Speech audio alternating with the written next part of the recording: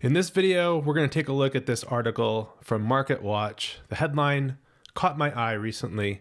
Warren Buffett's waiting for a wild swing to the downside for stocks, says veteran Berkshire watcher.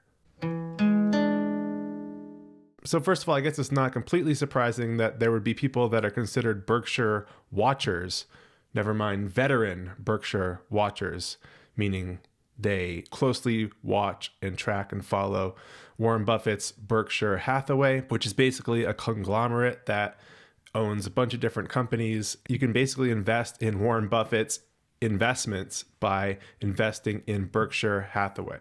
And there's a picture of Warren, hands up. Warren Buffett's in no hurry is what the caption says here. The article begins, Warren Buffett didn't tip his hand in his annual letter to investors on Saturday. So I've seen that Warren Buffett's annual letter to shareholders is out. It's on my reading list to read. I really need to get to that. But I usually make a point to read his letter, at least the top part, the letter to shareholders part. That's pretty interesting to hear what Warren's thoughts are about the general state of things, the general state of his company, but also the United States in general, and as a business climate and as a place to invest.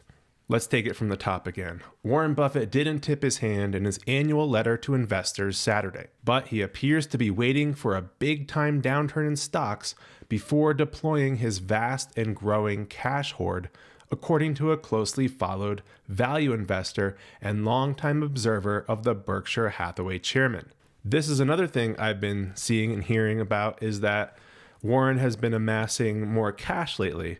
And I've actually heard this kind of thing for I don't know, maybe a year or more, because as Berkshire just gets bigger and bigger, it's harder for him to deploy cash. It's harder for him to make investments that move the needle. Just it takes so much capital to do something that moves the needle for Berkshire Hathaway.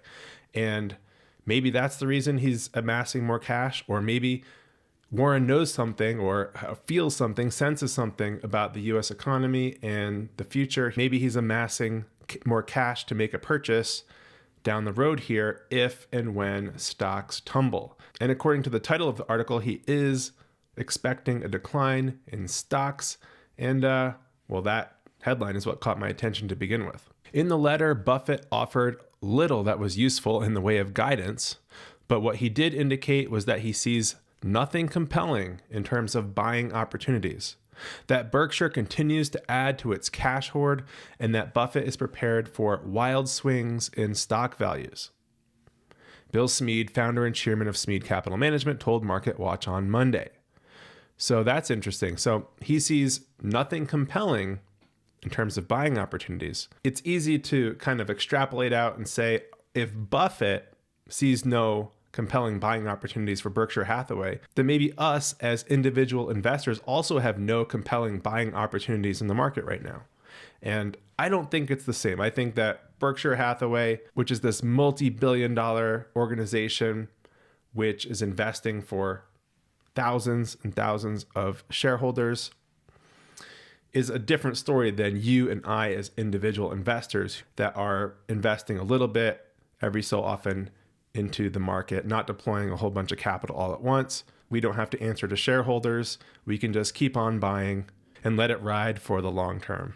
Read between the lines, and he's not going to be interested in buying until we have a wild swing to the downside, said Smead, who has been paying close attention to Buffett and Berkshire Hathaway for 4 decades.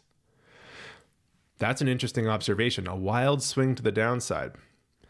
There are people that have been waiting for a wild swing to the downside for years and years and years, and it hasn't happened, except for, of course, in little bits at a time. COVID, we had a wild swing to the downside. 2022, we definitely had a buying opportunity there. But overall, if you look across the last decade or more of investing, it's been more of a consistent wild swing to the upside than a wild swing to the downside. So these people that are waiting for their buying opportunity have had to do a lot of waiting on the sidelines.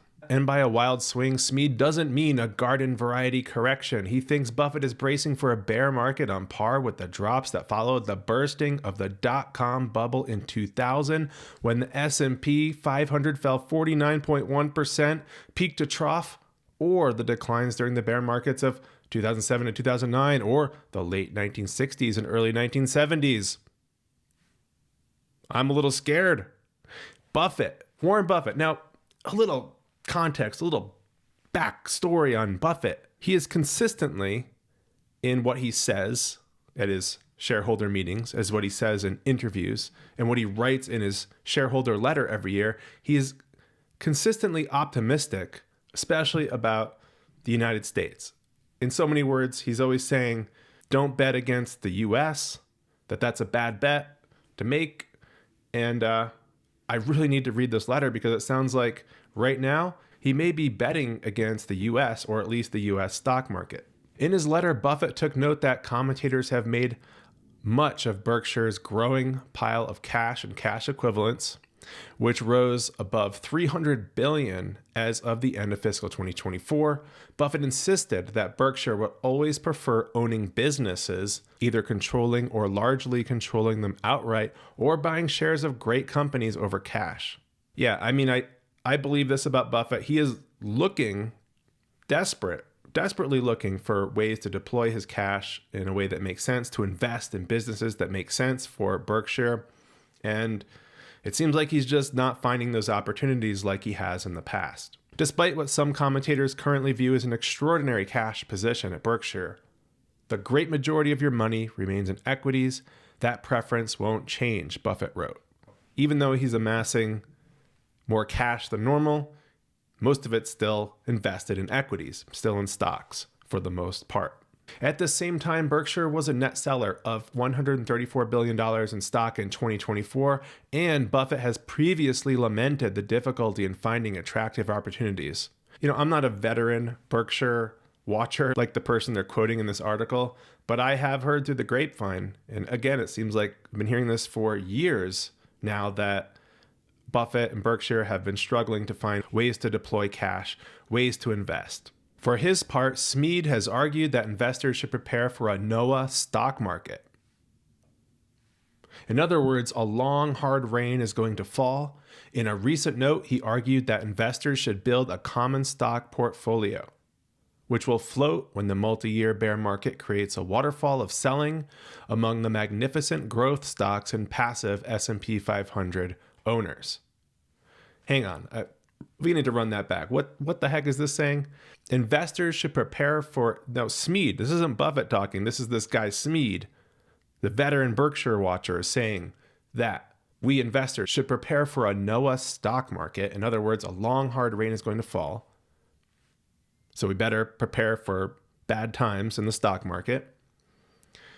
And we should build a common stock portfolio which will float when the multi-year bear market creates a waterfall of selling among the magnificent growth stocks and passive S&P 500 owners. This part's a little confusing to me. What the heck does this mean, to build a common stock portfolio? That's just a stock portfolio, right? Of public companies, I don't know. Which will float when the multi-year bear... How do you know what stocks to buy that will float when there's a multi-year bear market? I have no idea what this person's talking about here. Let's just move on to the next paragraph. Maybe it will make more sense. Smead contends the biggest threat is inflation. Investors cheered stocks to another round of all-time highs in the wake of Donald Trump's presidential election victory, likening the moment to Ronald Reagan's 1980 victory and the subsequent start of a multi-year bear market. The rub, Smead said, is that runaway inflation was soon snuffed out following Reagan's victory, while now inflationary pressures appear to be building. Yes, it's very, very early on in Trump's presidency. It's like, what are we, a month into this thing?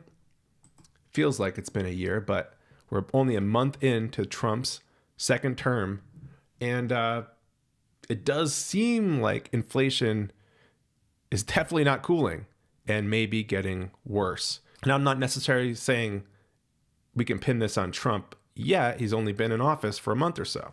But regardless, It's just what's happening. It's not just egg prices that are going up. It feels like inflation is still an issue here early on in Trump's second term. And it does kind of seem like when Trump first took office, and maybe even before that a bit, the stock market was anticipating perhaps lower inflation, perhaps lowering interest rates, perhaps a more favorable business climate, perhaps some combination of all of this. I'm no market prognosticator or fortune teller or anything, but it just feels like the market is coming to its senses a little bit and getting a little more realistic about the possible road ahead here in the economy. We are assuming that inflation won't back down. Ask the dock workers or Boeing machinists what a long-term union contract that raises your income 8.5% per year compounded means, Smead argued in his recent note. Kind of interesting to blame it on the dock workers and Boeing machinists specifically, that they're going to be making more income and that's going to be the cause of inflation going forward.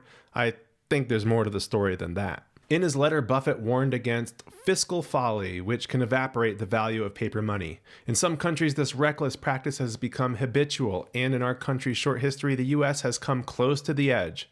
Fixed coupon bonds provide no protection against runaway currency, Buffett said. Smead said he didn't take that as an explicit warning about inflation. What little he said in the letter that was to the point was so subtle, you would have to be an expert in subtlety to find it, he told MarketWatch. Smead boiled Buffett's message down to this: do as I do, not as I say, build up cash, and don't be too anxious to buy. I have not read Buffett's letter yet. I really need to do that. Then I would have more of a strong take on this, I'm sure. But this Smead guy seems to be reading a lot into what Buffett said. And this doesn't sound like Buffett. It doesn't sound, he may be talking about what he's doing with Berkshire, but I don't think his message to investors like you and I is to build up cash and don't be too anxious to buy. I think if you talk to him about, hey Warren, what should I do? Just average Joe investor over here. What should I do with my investments? He would say, just keep on buying the S&P, baby.